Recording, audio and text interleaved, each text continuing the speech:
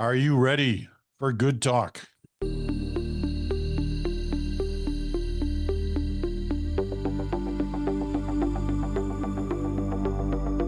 And hello there. Welcome to Friday. Welcome to Good Talk. Chantal, Hebert, Bruce Anderson, Peter Mansbridge here. And we got to start with full credit to Chantal, who was in British Columbia yesterday.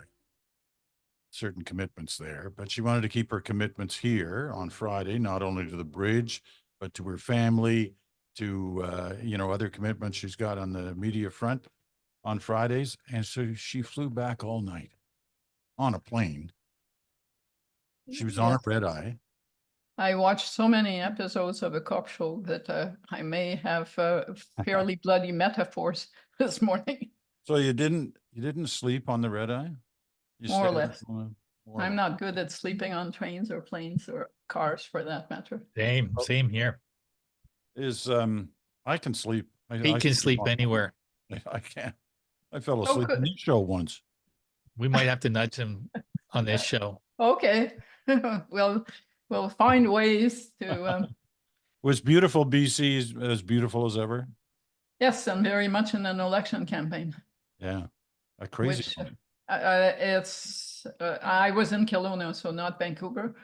And of course, the convention is full of people who are from out of province, but still you can feel that this is going to be an interesting vote that they're going to be having later, after mid-October.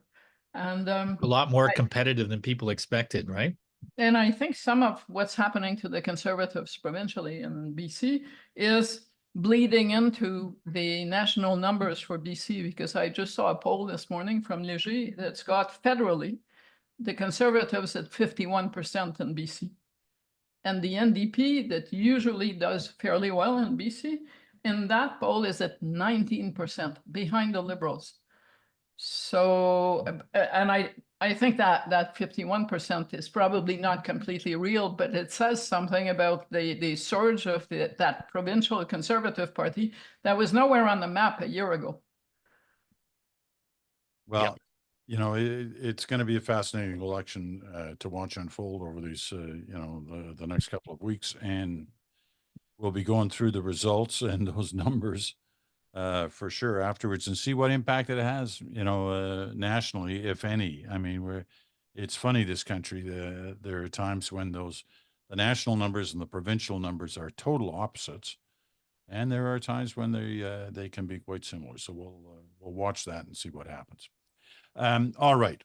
Topic number one this week. It's not Chantal's travel plans, but it is this strange fight that's going on between CTV and its parent company, Bell Canada, and the Conservative Party of Canada. They are, it was one thing when the Conservatives were after the CBC. That's kind of normal. They've been that way for years, very much so with this particular Poilievre-led Conservative Party. And there have been times when it's been clear that he doesn't get along with the media. But this fight seems to be different. It's not just about a bad report that was on CTV News.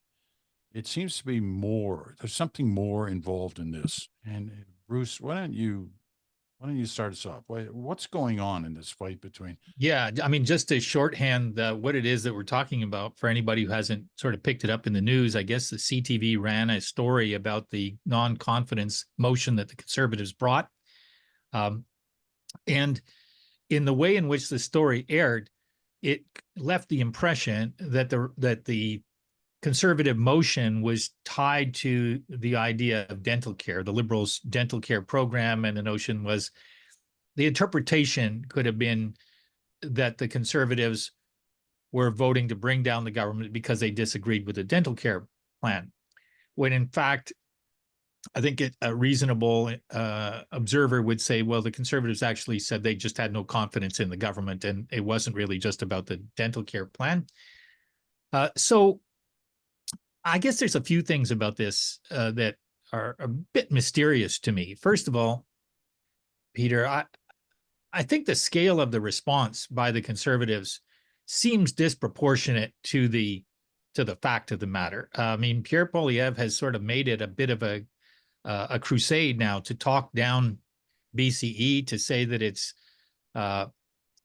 stock is is kind of likely reflecting the fact that its bonds are junk bond status, just one level above. So he's essentially running down the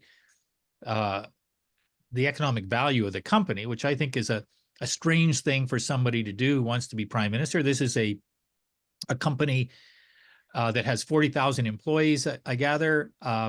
I was looking on their website today. It says that 60% of the shares in BCE are owned by retail investors, meaning not all Canadians, but a lot of individual Canadians own those shares. And I think it seems quite unseemly for somebody who wants to be prime minister to be tackling a company on that basis. Second thing is CTV apologized and let it be known, I guess, that they dismissed the employees involved. But it isn't clear whether they're saying it was an error or a deliberate misrepresentation. If I were CTV, I would come clean on what it was. If they found that there were employees who were deliberately trying to misrepresent what happened, then they should say that, and maybe it would let the air out of it. But if it was just an error, then I'm not sure that firing those employees is a good precedent for CTV and BCE to set, because, and this is my last point on it, I guess, which is that to some degree, what Pierre Poilievre seems inclined to do here is to establish that he's got leverage over a large company that owns a significant media enterprise. Maybe leverage that he intends to use later on as he gets into an election campaign to encourage voters to dismiss their reporting. We've certainly seen a lot of that in the US and the fake news arguments that Donald Trump makes. So there's a lot of this that doesn't look great for CTV and BCE, but I think there's a lot that doesn't look great for Pierre Poilievre and the Conservatives either. And I hope that we see a little bit more transparency about what actually happened, and maybe a dialing down of the rhetoric by Pierre Poilievre as well. Well, I want Chantal's thoughts on this too, but let me just say that Poilievre, to me, it's been more than that item, that news story.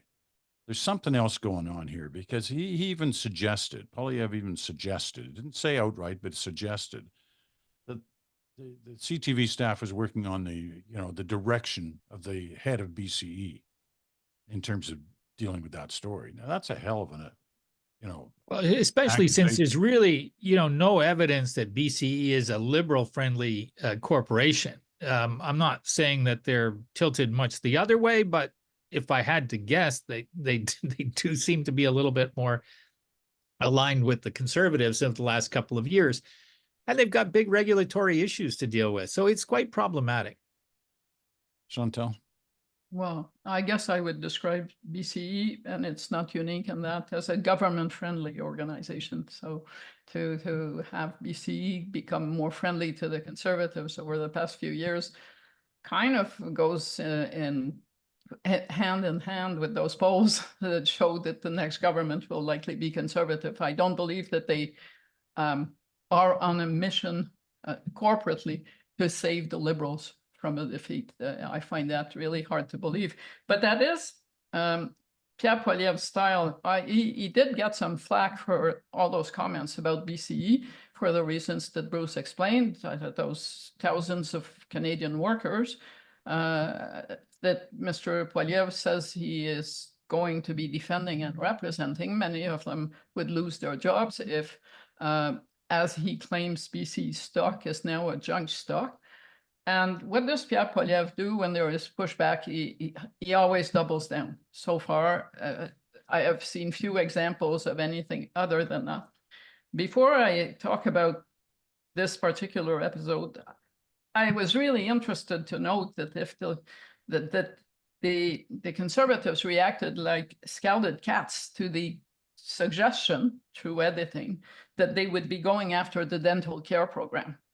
That kind of tells me that they do not want to be in any way, shape, or form perceived as wanting to take away the dental care that is now on offer for seniors or for younger people, because it is a popular program and it matters to the people who use it. So I would be amazed if a Conservative government party campaigned on getting rid of the program. It probably wouldn't be expanded. But judging from that reaction, they believed this was really damaging to them. I have seen zero evidence, factual notion, zero evidence that in any way, shape, or form the Conservative Party over the past 2 weeks has tied its non-confidence motion to the dental care program. That did not happen. And that is what makes that piece of editing so weird. Someone somewhere, for sure, and I don't know whether it was deliberate or not, but someone should have caught it. If it's not the journalist or the editor, at some point, you do normally, you didn't air lots of stories on the National that no one had seen except the journalist who had produced it. So and if you'd seen something like that, you would have said, wait a minute, this isn't deep constitutional niceties that the people may not be aware of. You would have said, wait a minute, that's not right. So somewhere, somehow the gatekeeping flew out the window. Now I've been looking at the tweets since that second, because there was first a correction, and then under more pressure, this second apology and the news that the people associated with the episode had been fired. No names and no real, as Bruce pointed out, no real sense that it was intentional or accidental or a product of ignorance. But Pierre Poilievre in his tweets again this morning doubles down again by saying we will ensure that ethics and integrity prevail in the media, i.e. when we are in government. A couple of points here. I think that the Conservatives, like all parties going in a campaign, fear people looking too hard at them from mainstream news organizations. They believe that they have largely blunted the impact of CBC journalism by saying that they're going to sell the CBC. They're basically having people say, oh yeah, that report was really hard hitting, but then, these people are fighting for their jobs. This episode allows the Conservatives to do the same thing to CTV, to blunt any critical reporting of the Conservatives going forward. And I'll remind you that it wasn't that long ago that Canadian Press published a story that did have a factual error in it, and Mr. Poilievre went at Canadian Press, calling it an agency that works for the Liberal government. For the Liberals, yeah. And my final point is, who is supposed to be surprised? In what universe was it not expected that once media organizations, for their economic survival, I'll grant you that, be it, newspapers or television stations, etc., that politicians would not use that to exert more and more influence on their reporting. And I am not saying that journalists are getting orders or that there are ways to get rid of journalists that are too critical in a media organization. You send them off to cover cats and dogs instead of politics. But that pressure is being felt in corporate offices of media organizations. Me, I don't know about you guys, whether you live in that nice environment where no prime minister has ever succumbed to the temptation of using his leverage to get coverage that he wants, but this envelope will get pushed, and that the media has less and less credibility to fight back because it is taking and needing corporate government subsidies to survive, is exactly where we are today. And if it hadn't been Pierre Poilievre this week, it would have been someone else in 3 days, 4 days, 4 years doing the same thing. The media is not only vulnerable financially, it's vulnerable now in its credibility and vulnerable in its financial capacity to survive. Yeah, I just like to pick up on one or two of those points as well, Peter. I do think that we have to look at this as part of a deliberate effort by Pierre Poilievre, whether it's CTV, CBC, Canadian Press, to systematically try to undermine the trust that people have in journalistic coverage of him and his party. Is that completely new? I think it's fairly new. It's, you know, Chantal's right that every party has tried to, you know, charm, bend the coverage of news organizations to suit their purposes. But I don't know that we've ever seen an effort as persistent and vitriolic as this one to undermine trust levels in major media organizations, the content of which many, many, many Canadians depend on. It layers over the idea of a conservative party that, more than has been the case in the past, I would say, raises questions about knowledge and science on various issues, because part of the base of that party cheers that on. Part of the base of that party cheers on dismissal and derogatory comments about news organizations and journalists. And we see the corrosive effect it has on democracy south of the border. I'm worried that it will have over time, maybe it already is having somewhat a similar derogatory effect. And whether one, I'm not saying any of this to defend journalism. You know, I've had my share of critiques of what's been happening with journalism lately, but we do need functioning journalistic enterprises. We do need the public to believe that they can count on some of the information that is coming at them about issues, global and national and local. And I don't think it's responsible for Mr. Poilievre to be as aggressive as he has been in running down the credibility of these news organizations. It does look like a political strategy rather than a you know, judicious public policy. And I don't love the sound of government will be responsible for kind of ethics and objectivity. I forget exactly what you said, Chantal, of the news organizations. That seems like a slippery slope from my standpoint, especially for a party that isn't in favor of online regulation very much. To decide that it should have that kind of role with news organizations seems a stretch. All right, let me, I think we're all basically in the same ballpark on this, but I do want to underline once again, something that you've all said, but I want to underline it again, is that, listen, they botched that story. We don't know whether it was incompetence or whether it was deliberate, but they botched it. And that shouldn't happen. And it shouldn't happen on the part of a major news organization. So it's supposedly the number one television newscast in the country. That should never happen. There is a process, as Chantal outlined. I do wonder, though, as Chantal also used the phrase, no one should be surprised. No one should be surprised when organizations starting cutting in a drastic way, and Bell down to CTV has cut in a big time way. I mean, that number one newscast closed basically all of their foreign bureaus around the world. Gone, no foreign correspondents in them. And many of their, provincial operations that were servicing the network are gone too. If that is not just happening on the face of the reporters and the bureaus, but also in the editorial process, whether it's the producers, the vetting that goes on and must go on in a news organization that significant, on every story, on every word that ends up in the mouth of the anchor at night. So somewhere things fell apart, whether it was an accident, incompetence, or deliberate, it still fell apart. It allowed it to get on the air.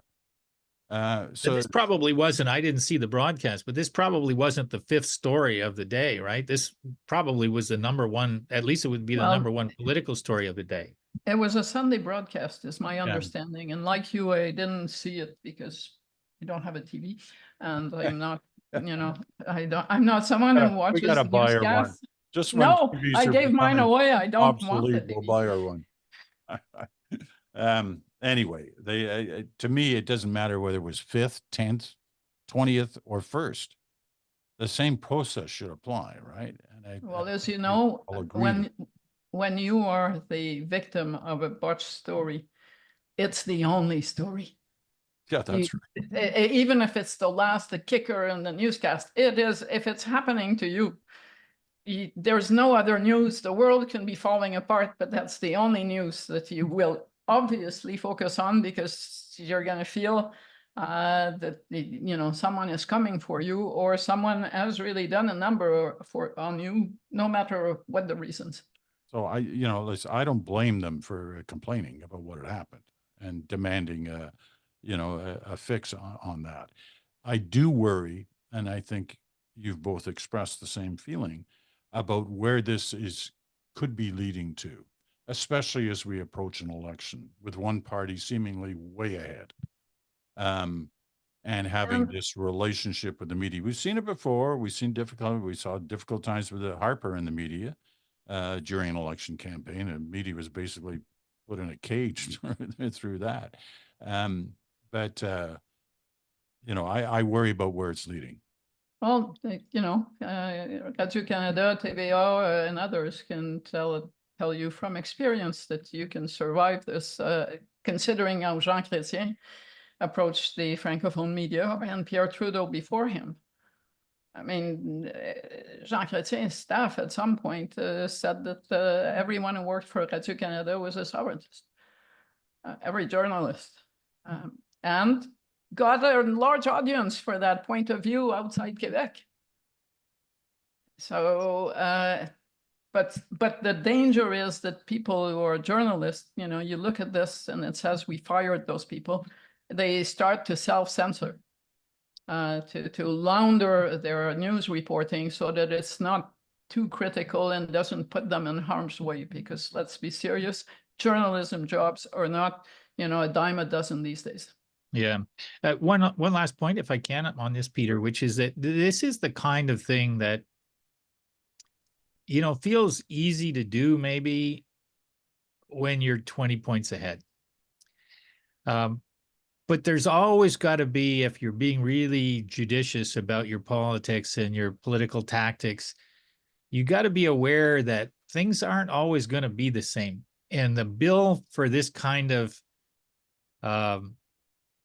rhetorical attack can come due at some point.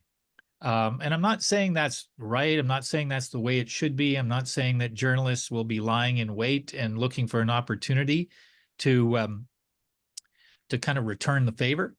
But people are people, and organizations that take as much of a beating as the media have been taking at the hands of Pierre Poilievre, they're going to harbor some sort of resentment about it. I wouldn't overstate it, but I think that if I were Pierre Poilievre, I would probably not continue to invest in running down the media, because there might be a day when that kind of works against my interests, rather than, as he probably perceives it now, working in favor of his interests. Okay, we're going to take our first break. We'll be back right after this.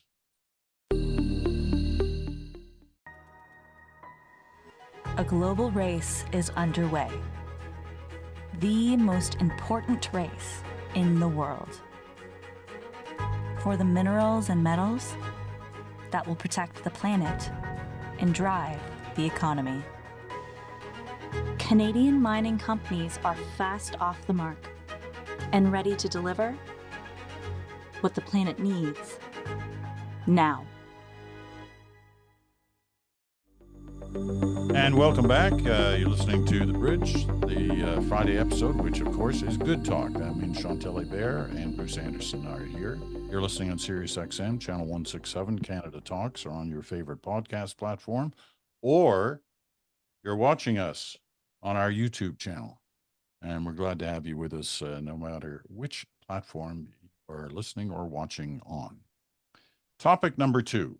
You warned us last week, Chantal, that the Bloc was going to become an increasingly important player in this Parliament, and the direction in which it takes, and and just how long it may last, with no party sort of wed to supporting the Liberals if there's a confidence motion. Well, we got even more of an indication of that this week when, first of all, the Bloc did not support the Conservatives on their initial attempt at bringing down the government, and probably won't again next week. But their leader made it very clear that they're putting a time limit on how long they will continue to support the government through confidence motions. And that time limit is basically another month. And they've tied it to a couple of things, their bills that they want done and they want passed. Or they'll pull the plug, which will almost certainly lead to an election now, before Christmas. So tell us about this, Chantal. What is the Bloc thinking at this point, that they can grab exactly what they want? One of the things on pensions, which probably be popular in a lot of parts of the country. But what are you hearing? Okay, so up to a point, it's rather clever. The Bloc is, yes, showing that it can play a role and get things in the House of Commons and make, affect change, even if it will forever be a party that will never vie for government. And Mr. Blanchet's perhaps biggest saving grace in so doing is that, notwithstanding the noise coming from the government of François Legault about they should ask this or that, or they should bring down the Liberals, Quebecers are in no hurry to trade Justin Trudeau for Pierre Poilievre. When Mr. Blanchet says, why should I vote for his non-confidence motion? That would be like saying I'm trading one for the other, which is accurate, but it also is a fact that in Quebec, the Conservative leader is not someone that people are looking forward to have as prime minister. The numbers in Quebec are completely different from anywhere else in the country on that score. And the Bloc has now built itself a fairly solid lead on the Liberals and the Conservatives, in large part on that basis. But what Mr. Blanchet has done that is different is that he has made his two conditions, two private members' bills of his party, but that have been supported by the NDP and the Conservatives along the way. The old age security bill, which would increase old age security payments to people 65 to 74, putting them on par with what the government decided to do for people 75 and over, on the rationale that when you get to that age, you're probably you probably have less of a piggy bank because you've used up a lot of it. So you're more vulnerable to inflation and rising prices. So that's one. And the other bill is, to me, it's there is something more symbolic to it, because it's a bill that would prescribe that future federal governments never negotiate supply management and international trade talks. That has been the position of the government of Canada from, Jean Chrétien on, Brian Mulroney, Stephen Harper, Justin Trudeau, and again, the Prime Minister in the House said that that was one of his, bottom lines in trade negotiations. But you cannot tie in legislation the capacity of the federal government to actually negotiate supply management. All you need to do is, if you make a deal that involves changes, is to say, we're doing this in the treaty and do away with the law. But that law on supply management is in the Senate.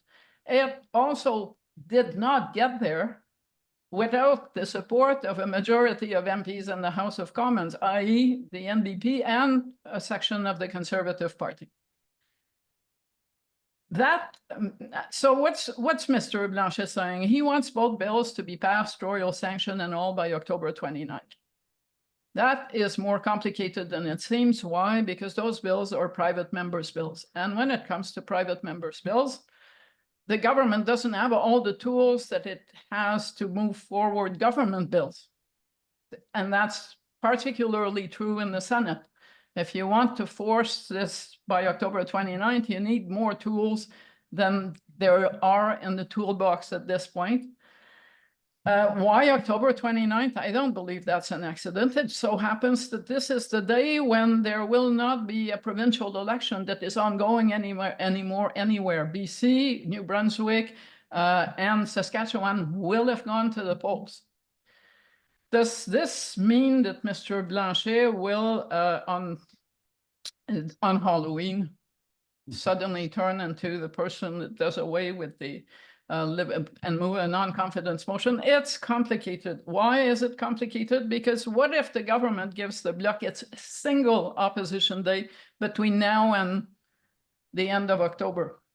Then Mr. Blanchet does not have a day to move a non-confidence motion. He clearly would prefer to have one of his own and not follow anything that Pierre Poilievre is doing. And then there's this other question. The NDP is really not keen on having an election before 2025 for obvious reasons. They're not doing well in the polls. They don't have money. They're not election ready. So even if the Bloc says, okay, fine, we're pulling the plug on the government, he can't assume that that would necessarily happen. And that is basically, you know, so far it's been mostly a win-win for Mr. Blanchet. And he has no cause to fear a federal election tomorrow or next month or in 3 months. It's kind of a freebie. I do think that it leaves the Prime Minister with a number of options that he has to explore over the weekend, but I'll come back to that. Yeah, let's get back to that in a minute. And thank you for gently reminding me that it wasn't a pension bill, it was an old age security bill. Bruce, your thoughts on this? Yeah, I think what we're seeing now is a significant increase in the precariousness or precarity, I'm forgetting which is the right word, of the situation that the Liberals find themselves in. You know, for the last couple of years, because of the agreement that they had with the NDP, all they had to worry about was keeping the NDP on side. Now they have to think about a lot of other dynamics that could work against them. Add to it the fact that I agree with Chantal. I don't think that there's any reason for the Bloc to fear an election if they can have one. And I could probably make the case that even though Chantal is absolutely right that the NDP doesn't appear election ready, don't appear to have the money, they're not looking fantastic in the polls, they do seem to believe in their idea that Justin Trudeau is so weak, if they can have an election against him, that they might be able to create more traction than they've been able to muster through the course of their agreement with the Liberals over the last couple of years. It would be a big gamble, but not the craziest gamble that I've ever seen. And I say that in part because I do think that pretty much everybody in the House thinks that the one party that will do terribly if an election is held now will be the Liberals. And I say pretty much everybody in the House, including pretty much all Liberal MPs, they're terrified that they're going to be forced to have an election with Justin Trudeau's leader. Maybe I'm overstating that a little bit. Maybe they're not all terrified. Maybe terrified is one step above where they're at, but there's a great deal of fear that because Mr. Trudeau has again decided to ignore the evidence in the Verdun by-election that he is a drag on his party, that every week that he stays on and insists that he's staying on is, you know, not to be unkind, is stealing a week from the future fortunes of his party, leaving them 1 week less in which to try to regroup and rebuild and reposition for success in the next election campaign.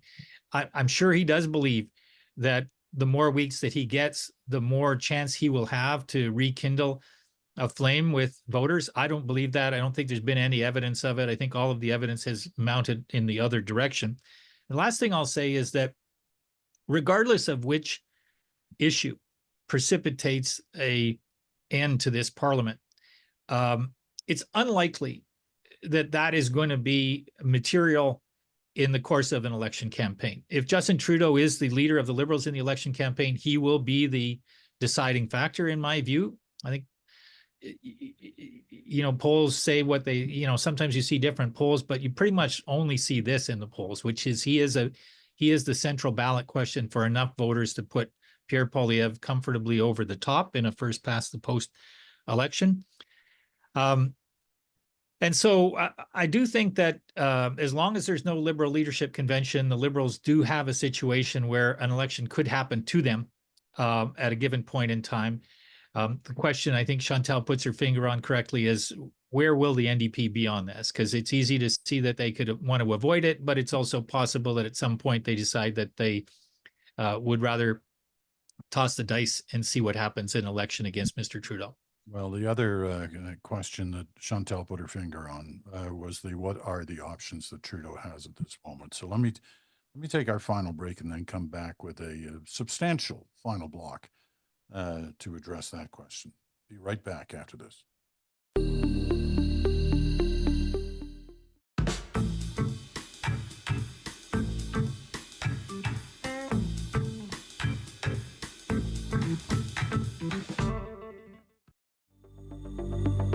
Okay, we're back here for Good Talk. Chantal and Bruce are here. I'm Peter Mansbridge, and we've got about 15 minutes to discuss this around. In many ways, we've been having this discussion for the last year and a half, but we're at that moment where it seems to be even more relevant now than at any time before, and that comes down to, what are the options that Justin Trudeau has? I mean, if one believes him, and I don't think there's any reason not to believe him anymore about staying. I mean, he went on American television this week and used all his time addressing basically that question, that he's staying, he's in for the fight. It's important he stays, et cetera, et cetera. So what are the options, Chantal? What are the options that he's got? Because now that Mr. Trudeau is back from what could well have been his UN farewell tour, because he's going to probably have to be reelected to be back for the UN's fall session next year, he must sit down with his advisors and look at the reality of what the Bloc is saying and the outcome of what he does and various options. The first option, the obvious option, is to do what the Bloc wants. It's complicated. Procedure, logistics, there was a break for a week in October. And it only buys you a month.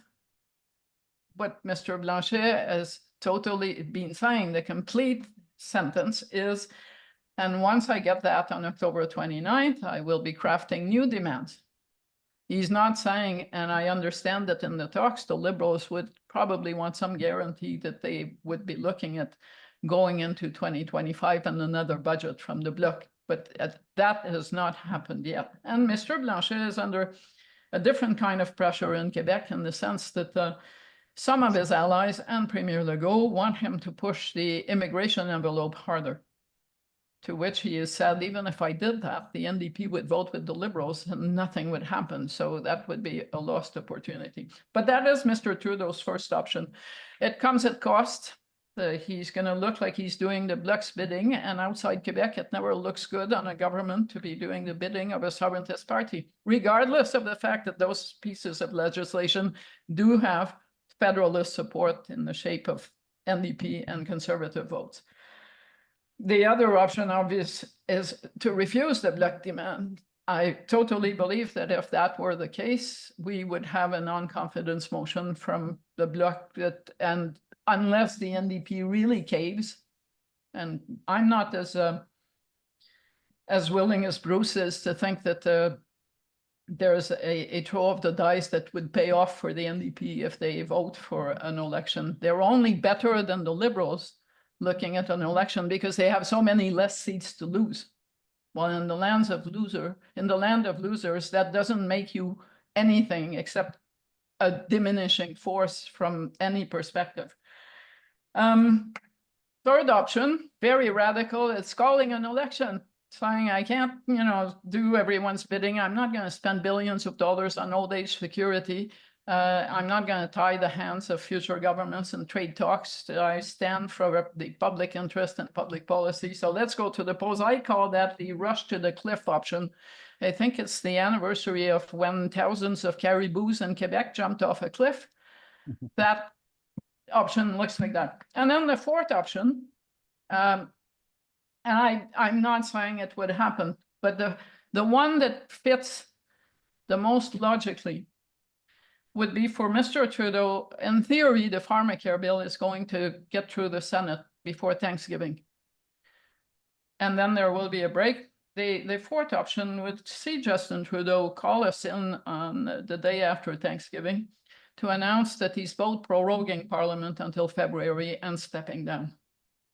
Once you prorogue Parliament, zap, everyone is frozen. You get to February, no non-confidence votes. If he prorogued without quitting, he would look like he's running away from Parliament. But those are basically the only options that he has. And in the case of option one, do what the Bloc wants, well, it probably gives you 6 weeks. But it still leaves the door open to an election, government falling in December and an election at the end of January, as we saw with Paul Martin's government. So I would really like to be at that meeting, mostly because I wouldn't have a stake in it. These are not pleasant options, none of them.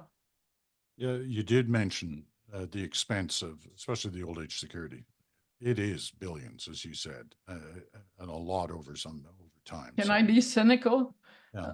Let me be the cynical liberal strategist in that room that says, sure, but at this rate, we're not the ones who will have to struggle to find that money. Boy, that is cynical. Very. Which option do you take, Master Anderson? Well, I think the last option is the only one that makes any kind of sense for the reasons that Chantal detailed. All of the others are pretty unpalatable, unlikely to create any kind of a better dynamic for the Liberals. But if I'm Justin Trudeau and I'm absolutely convinced that I don't want to do that last one, I don't want to prorogue, I don't want to leave, I'm not going to do it, then I'm going to go along with the Bloc request.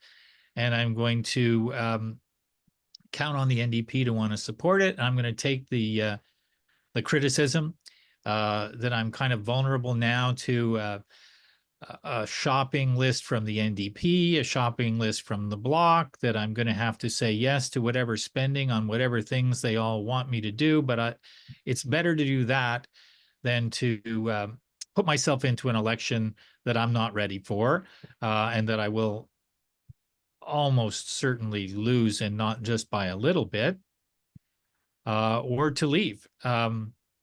So I think that is the option that he will take if he's absolutely committed to staying the course, which so far on the evidence, it appears he is. Why have the Liberals not appointed a new campaign director if they're so close to an election and in such difficulty? How is it that they would have an outgoing campaign director and no one stepping in? Maybe nobody wants the job. It's a little like the president of the CBC. They can't seem to find one of those either. There are always people, I'm not saying they would necessarily be winning teams, but there are always people who, for the good of the party, would step forward to take that role. That does happen. But it is strange that when you find out in July you're losing your campaign director, and here we are at the end of September talking about it. You know, I don't know whether either of you heard the other day on the Moore Butts conversation on Tuesday that Jerry Butts, who was, as everyone knows, was a former principal advisor to Justin Trudeau in the initial years of of this government. I don't think he advises him on any level anymore.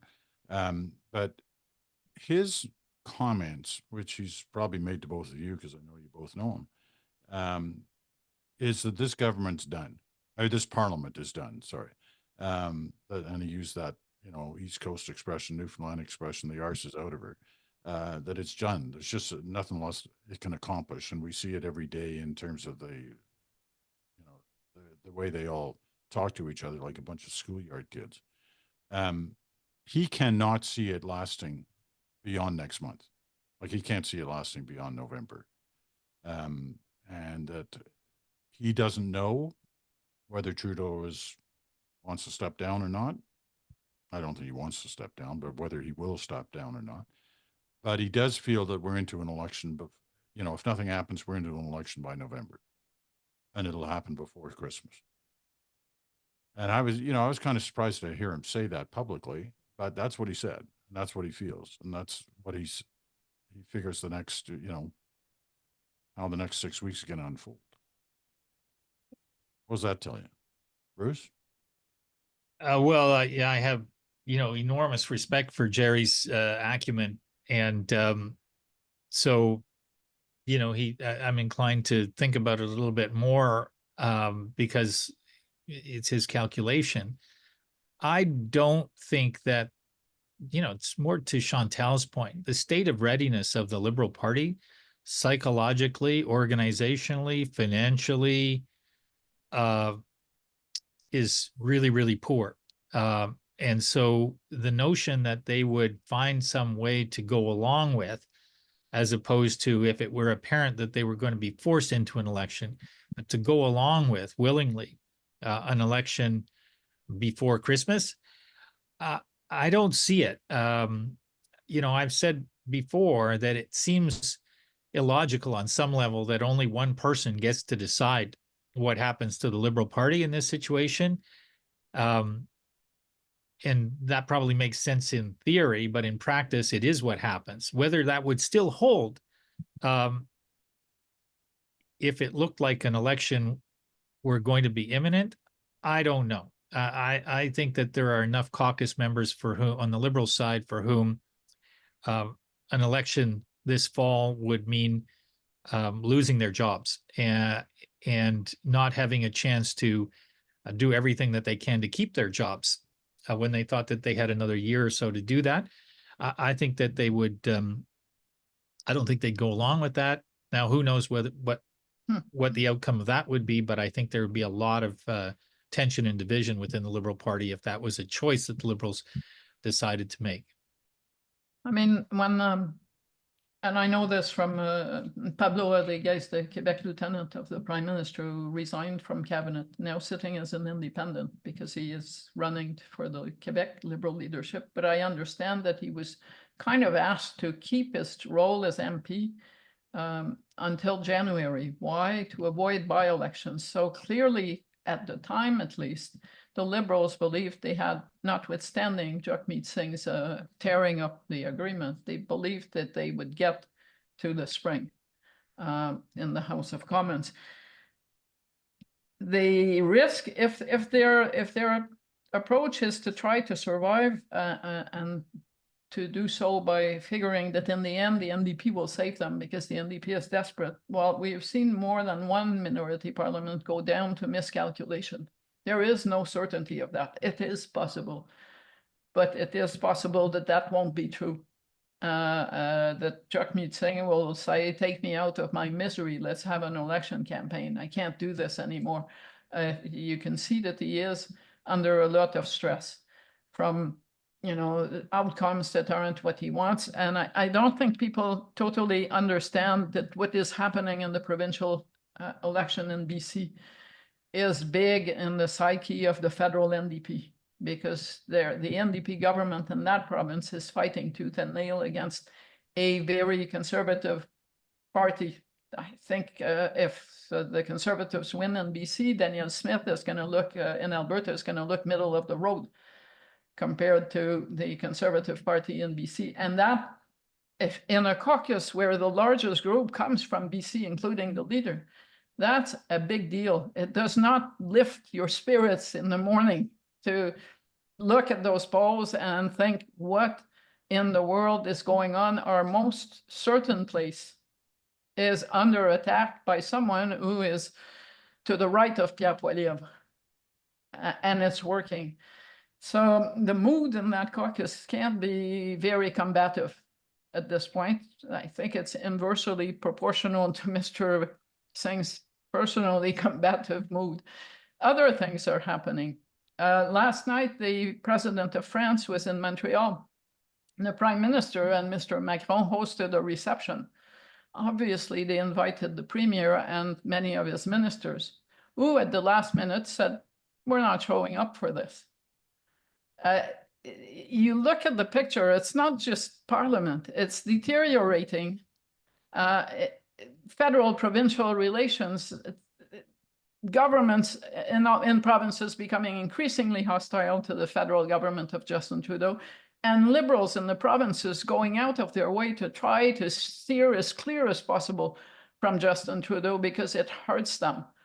And you kind of think, to Bruce's point and to Jerry's point, no, I don't think very much can be accomplished in Parliament going forward. The only issue is, when is this dying Parliament going to end? Tomorrow, next month, or in February? It really is Yeah, something, isn't it? I agree with all of that. I think that all of those tensions are there. And I note, that more and more people are hearing from Christy Clark, a former BC premier, who is, she has not declared that she's running for the leadership of the Liberal Party, a job that is not open, but and she speaks no French. It's a pretty open secret that she is, that she's looking around for support for a run like that. I think the more of that goes on, the more there is a sense on the part of the Liberal Party that this is going to, this is either going to end sooner because Justin Trudeau decides that it should end sooner and move on and let there be a leadership race, or it's going to end badly next year. But there's a lot of bad chemistry right now on the Liberal side, which is not making their job of managing these pressures from the opposition parties any easier at all. Okay, we're going to wrap it up. How many options were there, Chantal, that you listed? Were there 5? Four with sub ABC. Yeah, but four was a 4A and B. And number 4 was the popular one, which was proroguing and having a leadership campaign. Yeah, I think that I'm putting my money onto 4A for now. I'm I'm happy to change it. Well, you're Yes, I rich, changed so my you projections can all the time. afford to lose money on whatever bet you make. Listen, thank you both very much. A good conversation, lots of good conversation in that today, as usual, as our listeners have become accustomed to hearing from both of you. So thank you to Chantal, thank you to Bruce. A reminder that the Buzz comes out tomorrow morning, 7 a.m. Eastern time in your mailbox, your inbox, my thoughts on the week. If you haven't already subscribed, there's no charge. You can get it at nationalnewswatch.com. And this version of Good Talk is also available on our YouTube channel, so you can catch that there as well. Next week, Monday, is a stat holiday in many parts of the country, a National Truth and Reconciliation Day. And as a result, SiriusXM will be doing special programming throughout that day. And there will be no new edition of The Bridge on Monday, but we'll be back on Tuesday with Janice Stein. I'm Peter Mansbridge. Thanks for listening. Talk to you again next week. Take care, you guys. Have a good weekend. Bye.